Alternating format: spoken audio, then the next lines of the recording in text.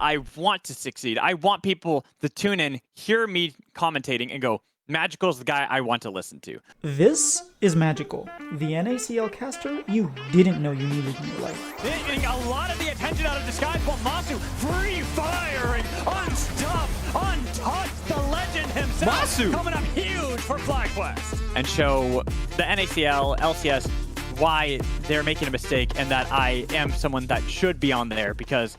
So you have been very, very passionate about NA Academy. You know, whatever it's been called has changed multiple times. They keep rebranding. But you're sort of the tier 2 guy. Like when I think of tier 2, Magical is always there.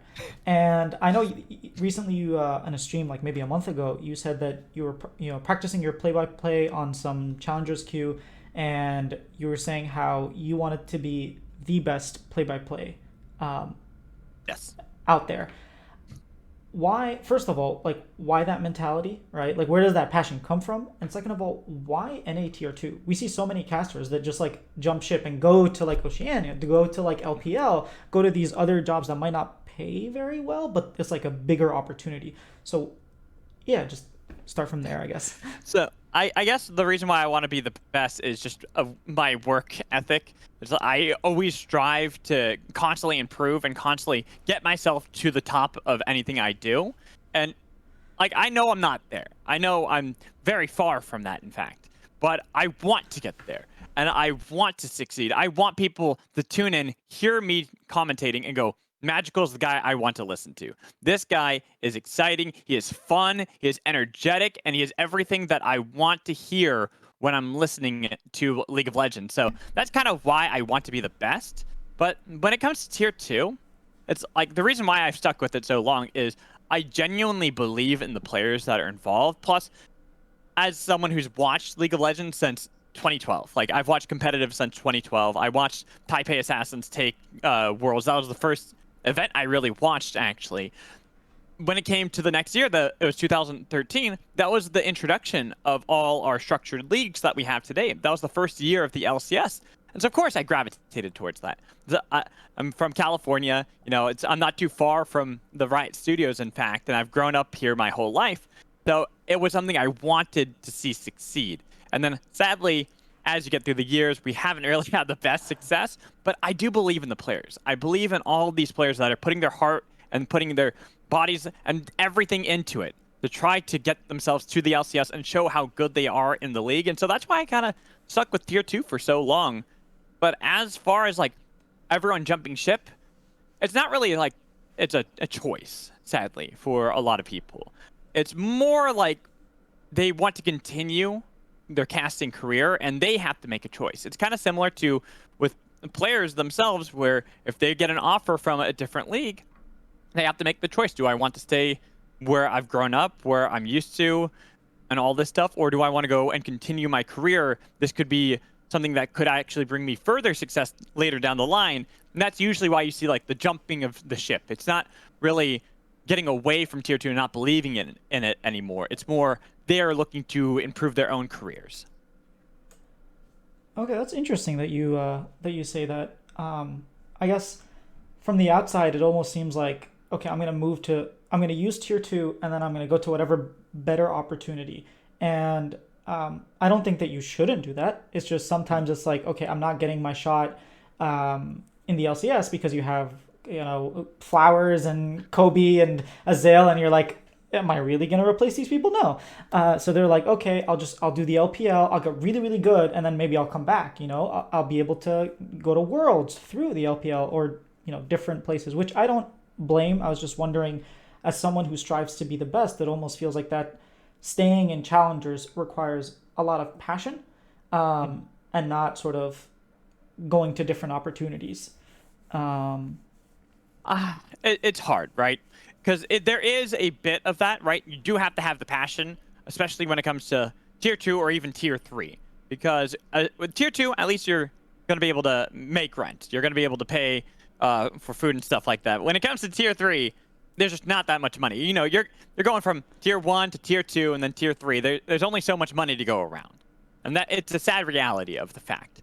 So when it comes to tier 3, that's usually like where a lot of people will find themselves kind of stuck because it's already hard enough to get into tier 2 because tier 2 has a hard enough time getting into tier 1. It's this constant push to try to get up to that level. And like you said, you look at the LCS and like I know I'm not gonna ever replace Captain Flowers. Like I would like to one day be as good as him, maybe have people say that I'm better, but I'm not there yet. I'm far from that. But I would like to one day.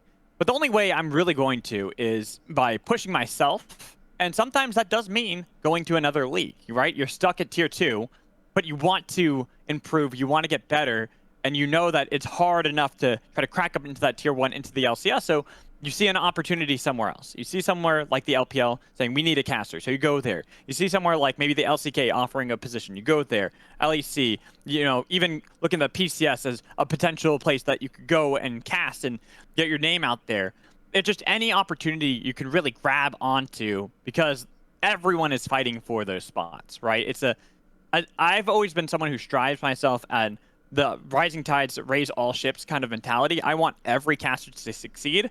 But unfortunately, there's just so many spots that can go around, right? Mm-hmm. So you were saying earlier that it's really hard to go from tier 3 to tier 2 to tier 2 to tier 1. How did you get into tier 2? Honestly, Cloud9. It goes back to when I started casting. I started casting in 2016, 2017, right around there. In fact, one of the first people I ever casted with was Ender. He and I have been good friends from pretty much the beginning. We met through casting and just really pushed each other to grow and to get better. Well, I remember I was coming back from an event. I was a collegiate event where I got flown out to DreamHack Austin. And when I was coming back home, you know, landed back in LAX, and I turn on my phone. I have a bunch of missed messages from Team Liquid and Cloud9.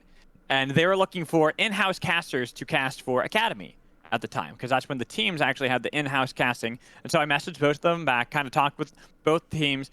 Team Liquid's kind of started not responding as much, but Cloud9 very much seemed interested, so I kept going with Cloud9, and they gave me the opportunity.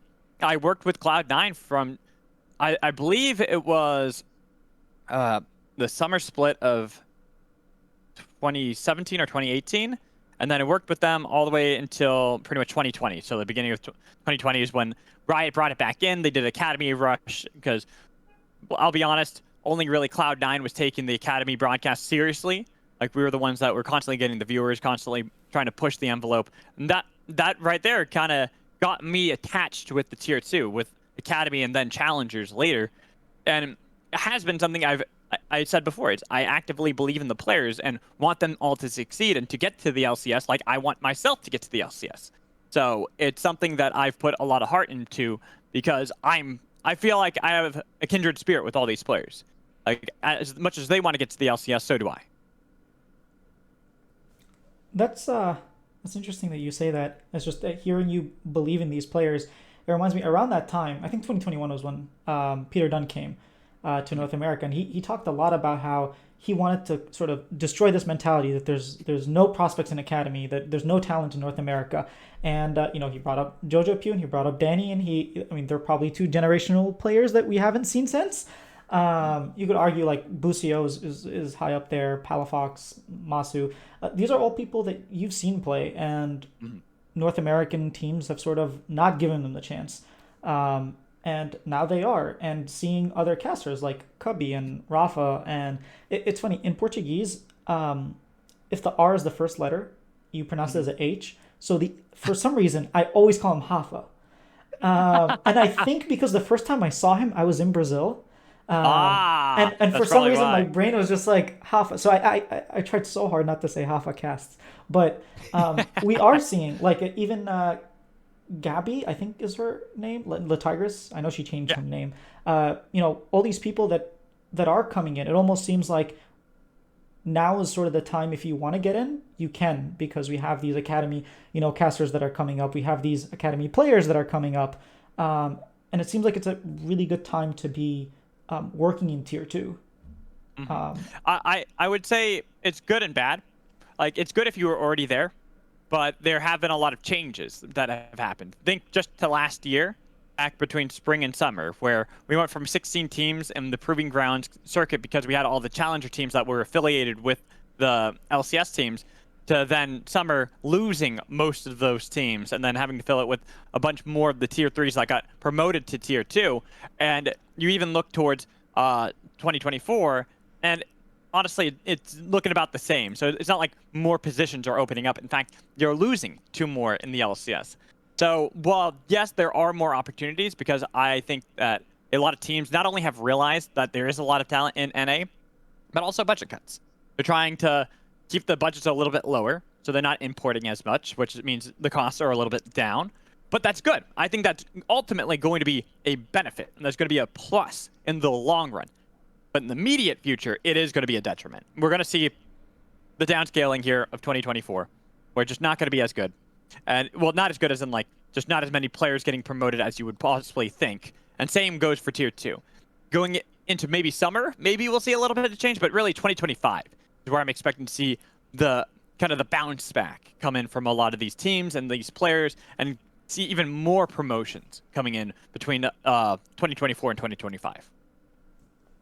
Yeah, we did see, like, even going into 2023, Dash got let go. Pastry Time basically got let go. You know, they did do a little bit of content here and there, but basically they kind of didn't, were left with no job. And you know, unfortunately, at the end of this year, you are almost like Academy to me. You know, like when I think of Academy, you're almost always there. There are other people that come and go, but you're kind of the staple. And unfortunately, you know, for next year, like you said, you won't be working for there. So what can we expect from you? Because not only are you sort of the Academy guy, but you also content create. You do your own content. So what can we expect from you? Is it more like Twitch streams where you're practicing your play-by-play, sort of what Captain Flowers did before he got picked up? Is it like, yeah, what can we expect from you?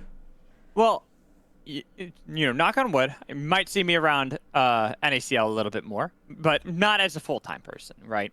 I'm hoping that some things change and there's maybe some realization of, as you said, how much I've been attached to Academy and Challengers, that changes some people's minds out there, because I do genuinely love Challengers and Academy, and I have forever, and I still will, even if I'm not a part of it. Even if it seems that my time on there has to come to an end, I will always support the players, especially. I want these players to succeed. I've always believed in them. But going for the future, I'm hopefully, you know, I'm going to talk to some different leagues, see what I can reach out. But, you know, it's all fog, right? I just don't know how that's going to go for my casting in the immediate future. I'm going to continue, though. My wife, she said that I'm not allowed to give up on my dream. She believes in me full-heartedly, and without her, I definitely would have looked at this as the end of my career. Like, I was very much thinking that this was it, that this was over, that I'm going to have to leave esports and move on into something else. But she really believes in me and thinks that I can make it, and, you know, it is nice having someone like that. And so I'm going to continue. I'm going to keep trying to do the streams. I'll probably start picking them back up soon. The only reason I kind of stopped is obviously it was some hard news for me to kind of digest after a lot of family issues as well that pretty much happened right before then. So it was pretty much got to hit one after another, day by day. So it really did knock me down quite a few pegs. So it was something that took me a little bit of time to figure out what I want to do. But as you mentioned, content creation is something I'm going to use to kind of supplement that, to keep myself still relevant in the scene. I have been working on much more longer form documentary style videos about either certain tournaments or players. Right now I'm working on one about a player that hopefully will release soon, and then I got some other ones that are already in the pipeline that I've been working on. But it's all stuff I'm going to try to get out. But in the meantime, I think it's just going to be practicing and show the NACL, LCS, why they're making a mistake, and that I am someone that should be on there, because I don't think that's at the moment, but one day I'll prove that I am, without a doubt, the best play-by-play that is not yet a part of a major region. This video is brought to you by Patreon, specifically Magical's Patreon. He's poured his heart and soul into his craft, and you won't find anyone else so dedicated to NACL. He's building documentaries showcasing the history of professional League of Legends just in time for the introduction of the LoL Hall of Fame. All I'm asking is for you to check out his Patreon, give it a look, and if you can lend a hand, that would be very appreciated. Every little bit counts and means the world to him. Your support can make a huge difference in helping him continue doing what he loves. Now back to the video. I like that. I think that you can definitely do it. I think you have the mentality for it. I think you have the grind mindset. I also will say that when this news hit, you kind of posted a video on Twitter where you basically said that you were going to quit, and then a couple days later, you posted another one saying like, "Hey, I'm not allowed to quit. My wife told me not to." So thank you so much to her, because I was pretty saddened, because like I said, when I think of Academy, I think of Magical, and and whoever else is casting. And I think it's just a part of being a play-by-play is that you tend to be the one remembered. But maybe that's just for me. The other thing I will say is that when we say that you're a content creator, it's not like Speak Up becoming a content creator or Turtle, just streaming. You actually make documentaries that are, Yes. I wouldn't say like G-Bay level, obviously, but they're really good. Like you have Thank one you. out already with season 1 Worlds, and a lot of that history, even myself, like I sort of went back when I started watching professionally, like in season 3. I sort of went back and watched a little bit just to understand, but I didn't have so much of the context that you were providing. And by the time the video ended, I was like, oh no, where's the rest? Yeah, So I'm still working on that. That's in the pipeline. That's just part one. That one took a while, though. The regional qualifiers for season 1 is really hard to find because so much of it is lost. So much of it is just gone to the ether of the internet. yeah, I mean, just from hearing you talk about it, like, oh, I looked for this and I found like this one clip of the winning team fight. And like, I know because I started doing this too, that probably took you like 2 hours to find. Just like that one clip. Sometimes it was even longer. Oh, Sometimes it was God. several days of, like, I'd look for a bit, give up, like work on something else, go back, try again, give up, and just, ugh. But yeah, like your content is something that I'm excited for. I'm excited to watch it, to learn from it as well, because I think you do things. We were talking a little bit before the recording, but things that I look to you, like for example, you're a lot more charismatic than I am on camera, and that's something that I can definitely learn from you. I will say, what when it comes to content creation, what is your goal with that? Is it like mainly documentaries? Is it like I'm not necessarily sure yet? Is it highlighting certain things? Like for me, for example, the two things I want to do on my channel is I want to highlight basically everything the Shopify does. So I'm a Shopify Rebellion fan, so I'm making Yeah. stories for their players, and I try to find specific aspects. So I'm not going through their entire life like what Jibe might do Right. with like a player. I'm specifically looking at like one aspect of their play, like with Insanity, like how he almost didn't get a second chance, or I guess a third. Yeah, he didn't get a second chance. Boogie and how he felt lonely last split. Fake God and his imposter syndrome. So taking it from that angle, what sort of angle are you taking with content creation? So I really do want to highlight a lot of the early stages of League of Legends history. Like, really teach people because as I said, I've been watching since 2012, and when I say watching, it's like I watched season 2 Worlds. That was the first glimpse I had, and then I got into it. Like, I watched everything. Oh wow. I'm talking about, like, I watched the Coke Zero North American Challengers League on like the moment it was going live on Twitch. I was watching like the regional leagues back in the day of Europe that didn't even technically have an affiliated thing, and I was watching them in other languages just to see how that was. I was watching the LSPL, which was the first version of the LDL, which is the developmental league of the LPL. Uh, I watched Challengers League, like the Challengers Korea League as well. Like, I really got into it, and a lot of that people just don't know of. Like, they don't know some of the journeys some of these players have taken, because so much has changed within the 10 years since 2013. Just looking at Maple, the one I'm working on as a video, that's going to be the spoiler out there of the one that's coming out soon. Like, there's a whole history that people don't know of. That goes back to how how old do you think he was when he participated in his first Worlds? His first Worlds, 18. He was 16. Oh wow. It was before age restrictions. In fact, the next year, uh, when he left the Gaminian Bears and joined Yowie Flash Wolves, they got hit with the age restriction, so he couldn't play initially. So they had to wait a bit for him to be able to play. So there's things like that where you just don't really think about that, and you don't think about how a lot of these players have how much the scene has changed to the structure we have now, where it was really the Wild West of esports back in 2011, 2012, 2013. I want to highlight that, but in the context of how that's led us to today, how we've gone from the Wild West to more of these structured leagues. What like the video on Maple is going to be much more linear. It's really just trying to follow the career, not necessarily behind the scenes of how he felt. Maybe one day I can make more of a video like that where I can actually reach out to the player, talk with them, and get their thoughts behind the scenes of these moments if they recall them at all. But right now, it's just more of a linear thing while also talking about really old tournaments such as Season 1 Worlds.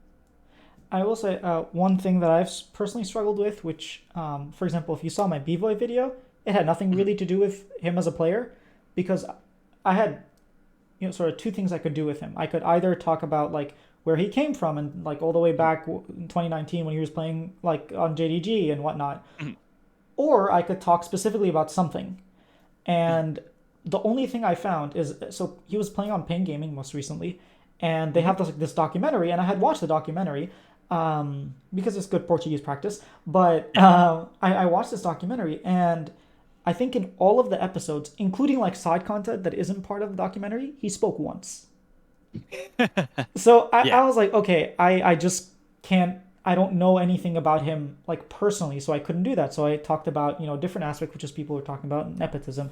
But it's definitely hard to highlight just one certain thing. And I feel like what you're doing is even harder because you're going back to days where like the internet didn't really record this stuff. Yeah. If you try to go back and watch a lot of like the regional qualifiers, if people watch your first video, they just don't exist. You might know the result. Yep. Even then the result, it might be like, they won. What were the results? Was it a 3-2? Was it a 2-0? Like, who knows? What was the format? Who knows? So exactly. It is a big challenge that you're taking up. And I do think that it's needed because we don't have like the history of esports in a place like that. If you want to learn about the history of esports, you have to scour through the internet. We don't have someone like you who's like saying, this is exactly what happened. This is all what we have. So I'm personally excited to see more about Season 1, Season 2. Those are the ones I really missed out on. And even, Season 3, Season 4, like I was watching a little bit. Season 5 is when I didn't miss anything. Like I just watched all the games of all the regions. But do you watch college football by any chance? I used to, actually. I used to be a lot more into it. Like I occasionally watch it nowadays, but it's hard for me to when I put so much more attention into like, League of Legends nowadays. Okay, I've never watched college football. I probably watched like one game my entire life. I usually only watch like the Tier 1 league, And hearing you say like since Season 3, I've been watching the LSVP, like the LDL before it became the LDL. That's crazy to me. That's like I told you I got into it. I really just that. Well, it was also back then it was like a very tumultuous period of my life. Kind of like I was still in college, was still not sure what exactly where I wanted to go in life, and then I came across this thing called League of Legends that just hooked me. I started playing in 2010, but didn't even know there's like competitive stuff of it until 2012, and just like this is so much more fun for me than watching regular sports because I feel invested in it, and it just has been something that has been a part of my life for now 14 years. Wow. Yeah, it tells you that we're getting older. I think I was I was on Reddit and someone was talking about like the LCK would never do like 3 splits. Like they're not that dumb. And then I was like, what are you talking about? For the longest time they did best of 3s. Yeah, winter, spring, and because I remember 2013. I was like, it wasn't that long ago. He was like, oh, you mean 10 years ago? I was like, oh, okay. I know, it's wild. And there's even a short time where they had it where there's a fall one, and they even had a winter one where they invited teams from other regions. So CLG EU and Team WE, I believe, both played in the LCK for a bit in one of the winter ones back in like 2012 2012 or 2013. 2013, I think. Yeah, I think so. It's definitely it was the Wild West back then, and Yep. I'm sure you're gonna make a video on it. Oh, Um, one day I will. with that being said, where can people find you? So if you want, Twitter is at @mad_magical. That's probably one of the simplest ones. But if you go to YouTube, that's going to be another good one. Usually, if you type in Mad Magical, it should bring you to my channel. But I feel like there's also a lot of different channels that try to use that. So just look for the one that's League of Legends related and see my ugly mug on one of the thumbnails. And there you go. Easy peasy. And hopefully soon, at least the second video will come out, the second one of the channel. And then, as I said, I have a few that are in the pipeline that I'm going to be working on. One is about IEM Season 9. One's going to be a lot longer. My goal is hopefully, knock on wood, that these videos get some good traction and I can make some money from it so I can hire an editor so I can get the videos out even faster. Because that's the thing that takes the longest. I'm not an editor. I'm good at the talky parts. I'm good at the yelly parts. I like the research part, but then the editing part, it's pretty much like looking at Chinese, which I'm trying to learn right now, and acting as though I know it fluently when I don't. I know exactly how you feel. I'm just like sometimes I'm looking at like trying to find the simplest thing because I don't know how to do it and I don't know what Hmm. it's called. So I'm like spending 30 minutes and they're like, "Oh, there's a button that does that." I'm like, Yep. "Oh." I spend. It's so funny. I spend like 3 hours usually getting 30 seconds of the video done. And keep in mind, my videos are usually pushing like 45 minutes. So if it takes that long just to do 30 seconds, you can understand why it takes me so long to get a video out. Yeah, that's not even counting like the actual like standing in front of the screen and then doing your take and then being like, "Oh man, that's not what I wanted," or Yep. just not coming out. Or when you're done, you're like, "Oh, I should have said this instead of that." And that makes so much more sense. And then going back and Hmm. then yeah, Hmm. it's a whole process. Hmm. So I'm definitely looking forward. I will put links for your Twitter, your YouTube, and your Patreon, Oh, which thanks. You didn't have people to do that. should at least check it out because I thought it was one of the funniest things with your ducks. I won't say more. Your quacks. There we go.